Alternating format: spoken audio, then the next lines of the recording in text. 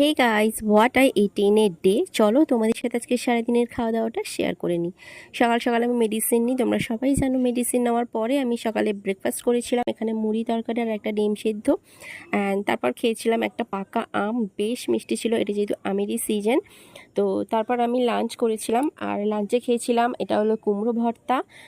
তো এটা আমার খুবই পছন্দের একটি ভর্তা। আর খেয়েছিলাম এটা হলো ঝিঙে পোস্ত।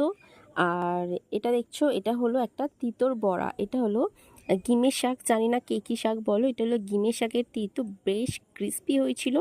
আর তার সাথে খেয়েছিলাম ডাল।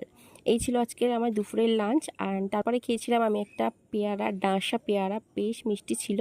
অ্যান্ড তারপর আমরা একটু বাইরে গেছিলাম, তো সেখানে খেয়েছিলাম লস্যি, একদম ঘন, বেশ সুন্দর খেতে। তারপর খেয়েছিলাম বাড়ি এসে একটা পাঁপড় ভাজা। অ্যান্ড রাতের ডিনারে করেছিলাম রুটি অ্যান্ড তরকারি। Thank you for watching, tata by.